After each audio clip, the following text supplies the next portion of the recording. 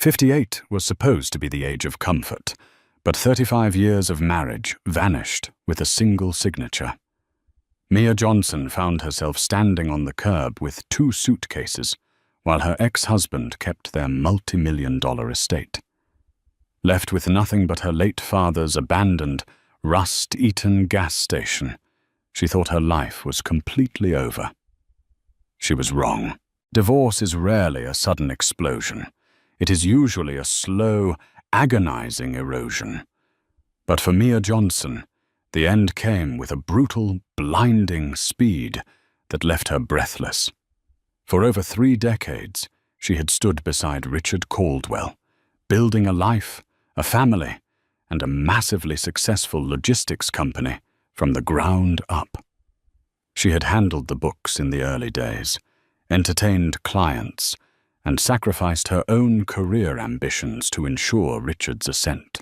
Yet when Richard decided he wanted a new life and a new, much younger partner, he didn't just break her heart. He dismantled her financial security with the clinical precision of a surgeon.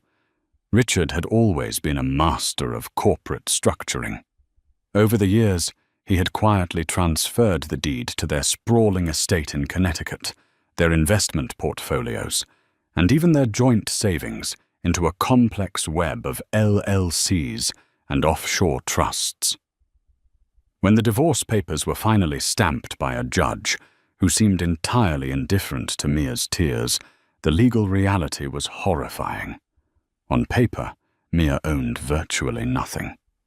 The prenuptial agreement she had signed at 23, back when they had barely a dime to their names, had been weaponized against her. Richard walked away with the wealth. Mia walked away with a modest alimony that barely covered her temporary apartment rent, her clothes, and a single, seemingly worthless piece of real estate. A derelict gas station on a forgotten stretch of Route 66 in New Mexico, left to her by her late father, Arthur Pendleton. Arthur had been a quiet, hard-working mechanic who passed away a decade prior.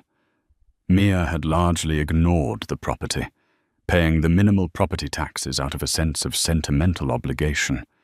It was an eyesore, a ghost of a bygone era of American road trips, completely bypassed by the modern interstate highway system. With nowhere else to go, and her pride refusing to let her beg Richard for scraps, Mia packed her sedan.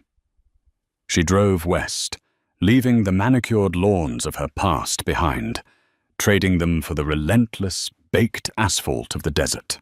When she finally pulled into the cracked, weed-choked lot of Arthur's Auto and Gas, the reality of her situation hit her with the force of a physical blow. The station was a ruin. The vintage canopy was leaning precariously, its red and white paint peeling off like dead skin.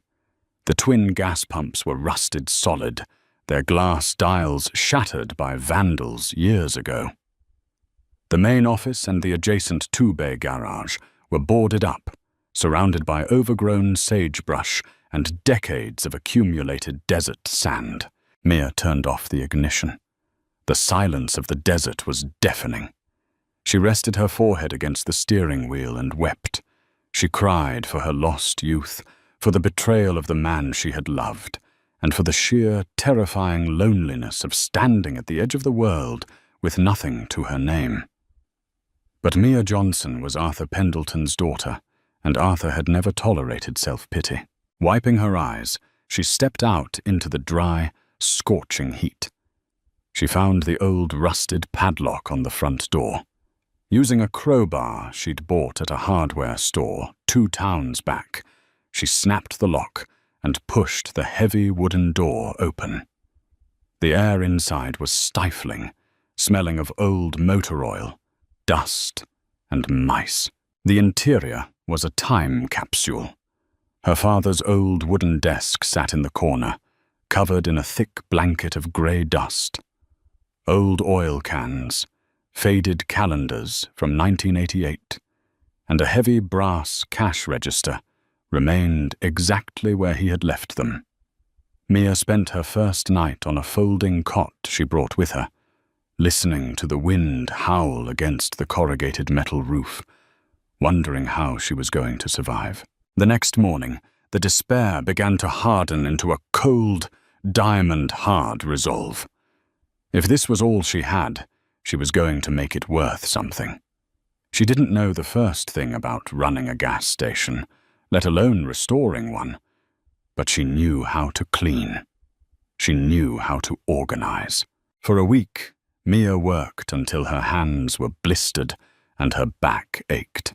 She hauled out bags of trash, scrubbed the grime from the large plate glass windows, and began sorting through the chaotic mountains of paperwork her father had left behind. It was on the 7th day that a rusted, powder-blue Ford pickup truck crunched onto the gravel lot. An older man with a face like weathered leather and a thick grey moustache stepped out. He wore faded denim overalls and a trucker hat. He stared at Mia, who was currently wrestling a heavy garbage bag towards the dumpster. "You Arthur's girl?" the man asked, his voice a deep, gravelly baritone. Mia paused, wiping a streak of grease from her forehead. "I am." "Mia," the man extended a calloused hand. "Tucker Ward. Folks call me Tom. I used to turn wrenches with your daddy back before the interstate killed this town. Saw the boards come down off the windows. Figured vandals finally decided to strip the copper. But you don't look much like a vandal." Mia managed a weak smile. "Just trying to clean the place up, figure out what to do with it." Tom looked around the property, a nostalgic gleam in his eye.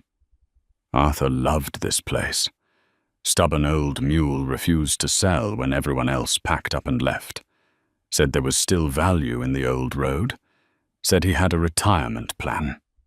"A retirement plan?" Mia scoffed lightly. "Unless there's oil under the asphalt, I think my father was just being sentimental." "Maybe," Tom said, tipping his hat. "But your daddy was the smartest mechanic I ever knew.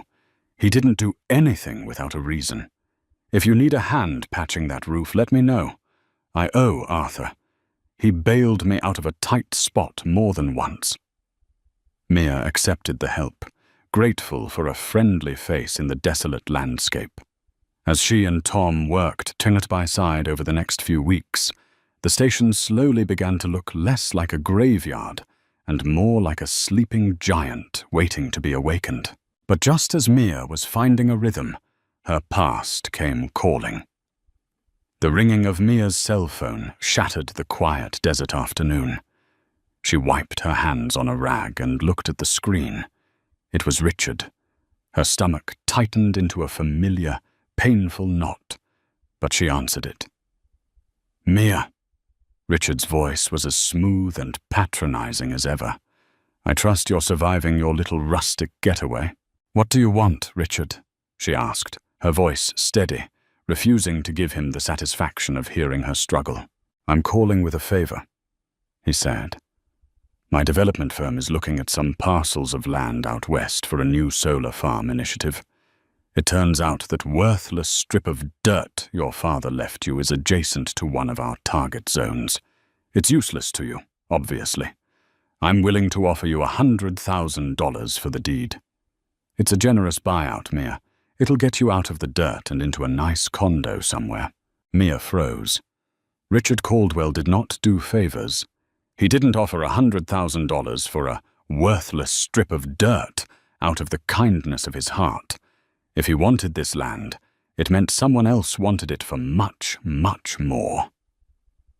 "I'm not selling, Richard," Mia said flatly.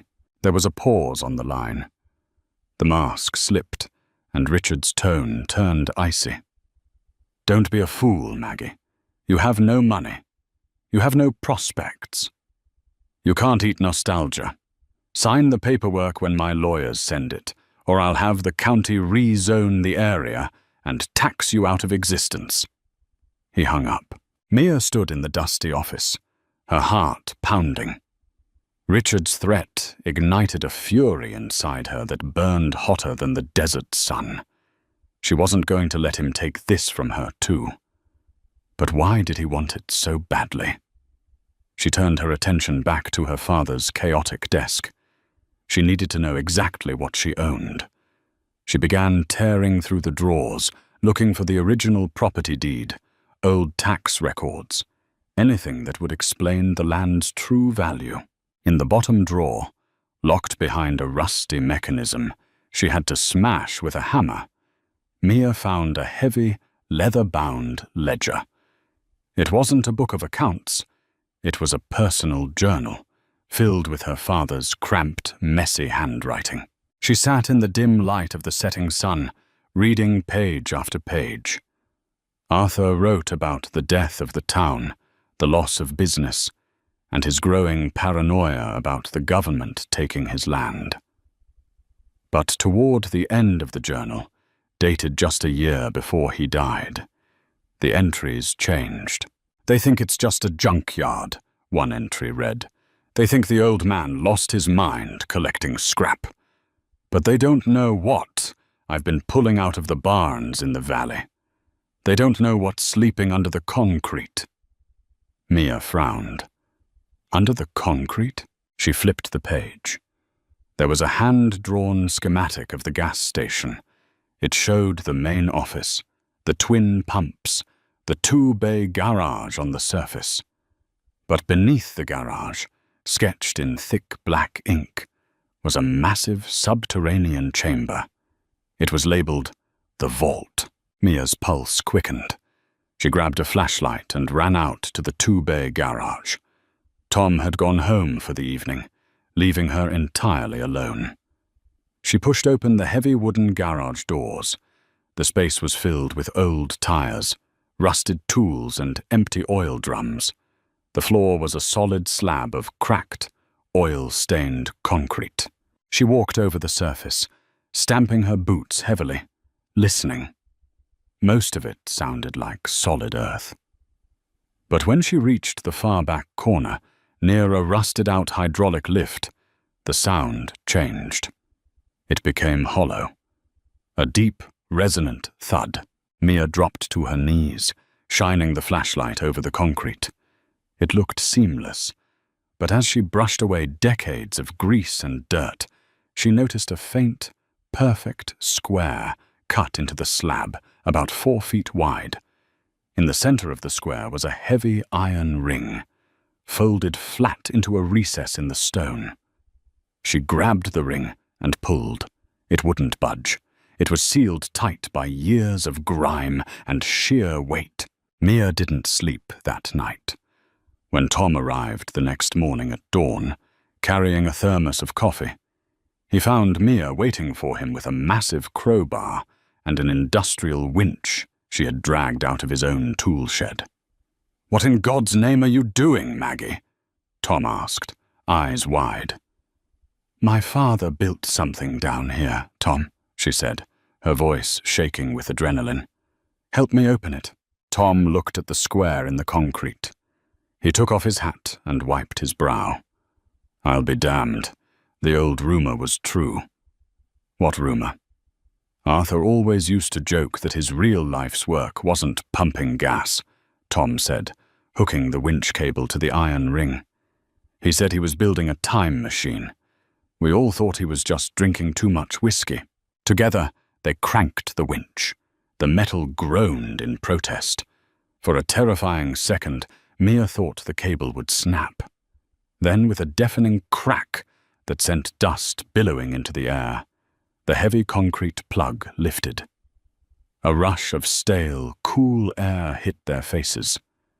Mia grabbed her flashlight and peered down into the darkness.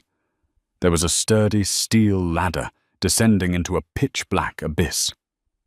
"I'm going down," Mia said, not waiting for Tom's objections. She climbed down the ladder, her boots echoing in the massive subterranean space. When her feet hit the floor, she shined the beam of her flashlight around the room. It was huge, easily 3 times the size of the garage above it, reinforced with heavy steel beams and cinder-block walls. And in the center of the room, covered by massive, heavy canvas tarps, sat 3 enormous silhouettes. Mia walked toward the first one. Her hands were trembling. She grabbed the edge of the dusty canvas and pulled it back. The beam of the flashlight caught the glint of perfect, flawless chrome. Beneath the tarp sat a pristine, cherry-red 1962 Ferrari 250 GTO. It was immaculate. Not a speck of rust, not a scratch on the paint. It looked as though it had just rolled off the factory floor in Maranello. Tom, who had climbed down behind her, let out a choked gasp. "Mother of God," he whispered. Mia moved to the second tarp and pulled it away. A silver 1955 Mercedes-Benz 300 SLR. Gullwing sat in the darkness, its elegant doors closed, its interior preserved in perfect leather. She pulled the third tarp, a 1969 Ford Mustang Boss 429, painted in a deep, aggressive black.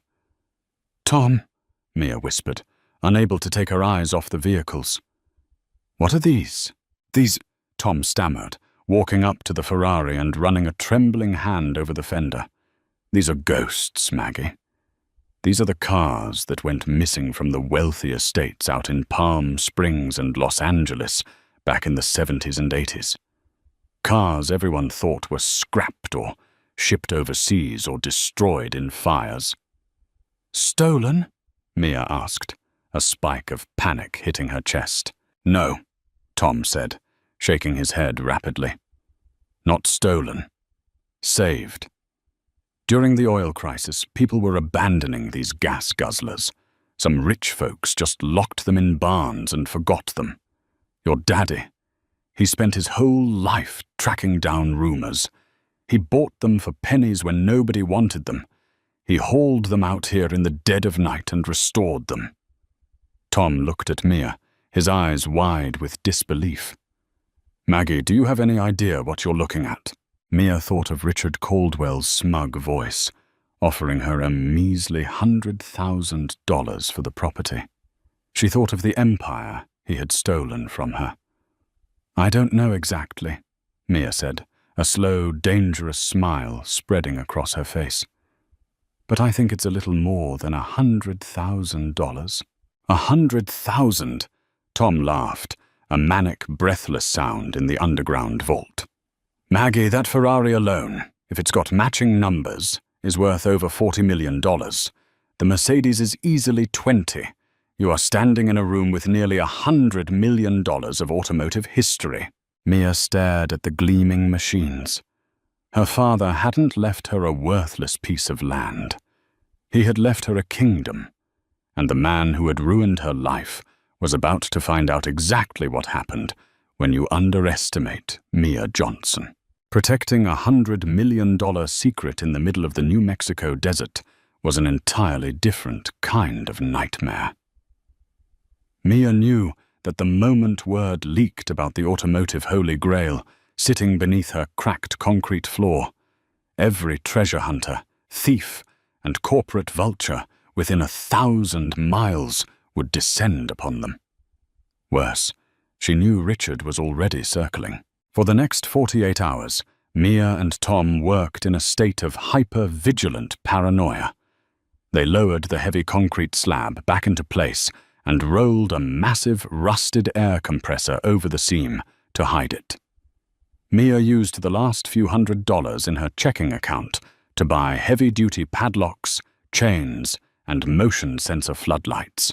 She needed an expert, but she needed one who valued discretion over publicity.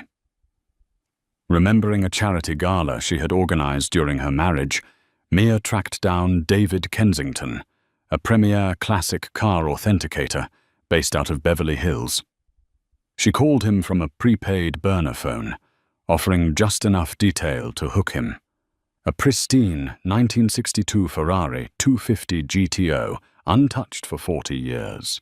David arrived 2 days later under the cover of darkness, driving a nondescript rental car instead of his usual luxury sedan.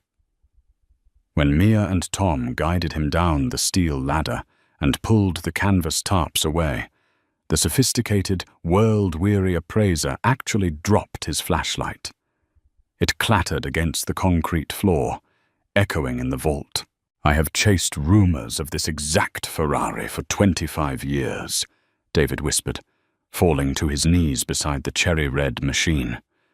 He pulled a magnifying glass and a small UV light from his briefcase. For 3 agonizing hours, the underground chamber was completely silent, except for David's heavy breathing and the scratch of his pen on a clipboard. He checked VINs, engine block stamps, and chassis welds. Finally, David stood up, his suit covered in decades of dust, and looked at Mia with absolute awe. "Matching numbers, original factory paint. The Mercedes and the Mustang are equally flawless," David said, his voice trembling slightly. "Mia, the Ferrari alone. There are billionaires in Dubai and Geneva who will write you a blank check tomorrow. If we take these to the Pebble Beach auction, you will shatter global records. But we have to move them. Now. This location is entirely compromised." "Compromised?" Mia asked, a cold chill running down her spine. "Nobody knows they are here." "Somebody knows something," David corrected, packing his briefcase. "While I was driving through the nearest town, I saw 2 men in a black SUV asking the local diner owner about this property. They were flashing cash. They didn't look like real estate developers." Mia's stomach plummeted. Richard. She didn't have to wait long for confirmation. The very next morning, a sleek black Range Rover tore onto the gravel lot, kicking up a massive cloud of white dust. Mia was standing on the porch of the old office, a steaming mug of black coffee in her hand. Tom stood a few feet away, a heavy metal wrench resting casually over his shoulder. The door opened, and Richard Caldwell stepped out. He looked entirely out of place in his tailored Italian suit and polished Oxfords, his silver hair perfectly coiffed. Flanking him were 2 massive men in dark suits, private security. "Mia," Richard sneered, looking around the dilapidated station with profound disgust. "I see you've really embraced the squalor. I thought I told you to sign the paperwork." "This is private property, Richard," Mia said, her voice eerily calm. "You are trespassing." "Don't play games with me, Maggie," Richard snapped, dropping the charming facade. He marched up to the porch steps, though he stopped when Tom shifted his grip on the wrench. "I went through the old safety deposit boxes before I locked you out. I found your father's old letters. I know he buried something valuable out here. Gold bars, cash. Whatever it is, I want it." Mia stared at the man she had loved for 35 years. He was greedy, arrogant, and entirely blind to his own impending destruction. "There's no gold here, Richard," she said truthfully. "You're lying," Richard barked. "I'm giving you one last chance. Sell me the deed for 100,000, or I will tie you up in litigation until you are entirely bankrupt. I will claim that this property and whatever is on it is a marital asset that you actively concealed during the divorce proceedings. I will crush you." Mia took a slow sip of her coffee. "You are welcome to try, Richard. But you should know my father despised you. He wouldn't leave a single rusty nail for you to steal." Furious, Richard turned to his security team. "Tear the boards off the garage. Let's see what she's hiding." "Take one more step," Tom growled, stepping in front of the garage doors, "and I'll introduce your kneecaps to this tire iron. The local sheriff is my brother-in-law, and he doesn't take kindly to city boys harassing our women." Richard stopped. He glared at Mia, his face turning a dangerous shade of crimson. "This isn't over, Mia. I have a team of corporate lawyers who will rip this dirt patch out from under your feet. You have nothing." He spun on his heel, got back into the SUV, and sped away. As the dust settled, Mia turned to Tom. Her hands were finally shaking, but not from fear. It was pure, unadulterated adrenaline. "Call David," Mia commanded, her eyes blazing.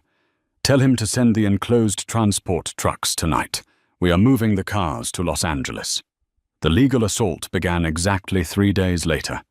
Richard made good on his threat, filing a massive emergency injunction in a California court to freeze all of Mia's assets, claiming she had fraudulently concealed marital wealth.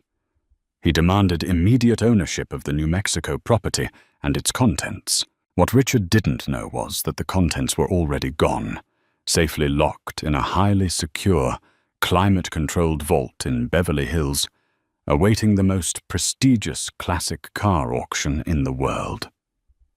Mia didn't hire a cheap local attorney this time. Armed with a massive line of credit secured against the authenticated Ferrari, she hired the most ruthless, feared litigator in Los Angeles, a woman named Catherine Vance, who specialized in destroying arrogant billionaires.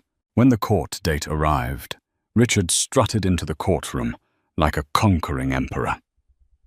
His legal team carrying boxes of documents. Mia sat quietly beside Catherine, wearing a stunning, tailored navy suit she had bought the day before. She looked powerful. She looked reborn. "Your Honor," Richard's lead attorney began, "my client is the victim of gross financial deception. The defendant concealed high-value assets on a property that by all rights should have been evaluated and divided during the dissolution of their marriage." The judge, a stern-faced man, looked over his glasses at Mia's table. "Counsel, what is your response?" Catherine stood up, projecting absolute confidence. "Your Honor, Mr. Caldwell's claim is not only baseless, it is legally comical. Mr. Caldwell himself authored and ruthlessly enforced an ironclad prenuptial agreement during the divorce. Article 4, Section 2 of his own document explicitly states that any inherited property and any assets derived from or housed within that property belong solely and completely to the inheriting spouse, immune from any marital division." Richard's smug smile faltered slightly. He leaned over and furiously whispered to his lawyer. "Furthermore," Catherine continued, pulling a pristine folder from her briefcase, "the assets in question, 3 classic automobiles, were never owned by Arthur Pendleton personally. They were owned by a blind trust, established in 1982, naming Mia Johnson as the sole, irrevocable beneficiary upon her 58th birthday. They were never marital assets. They never touched the joint accounts. And because Mr. Caldwell insisted on total financial separation to protect his own wealth, he legally barricaded himself from hers." The color completely drained from Richard's face. "Cars," he choked out, standing up in the middle of the quiet courtroom. "What cars?" Catherine turned to him with a lethal smile. "A 1962 Ferrari 250 GTO, a 1955 Mercedes 300 SLR, and a 1969 Boss 429 Mustang, valued collectively at over $95 million. The courtroom erupted into shocked whispers. Richard collapsed back into his chair, gasping for air as if he had been physically struck. $95 million. He had thrown away a fortune just to keep his Connecticut mansion. "But, Your Honor, there is one more matter," Catherine said, raising her voice over the din. "In filing this fraudulent injunction, Mr. Caldwell submitted his full financial disclosures to the court to prove he was the injured party. In reviewing these documents, my forensic accounting team found massive discrepancies. It appears Mr. Caldwell has been using a network of illegal offshore shell companies to hide his own assets from the IRS, effectively committing tax fraud on a federal level. Richard's lead attorney immediately slammed his laptop shut and began packing his briefcase, whispering frantically to his client. The trap had closed. By trying to steal Mia's hidden treasure, Richard had walked right into the light, exposing his own criminal empire. The judge slammed his gavel.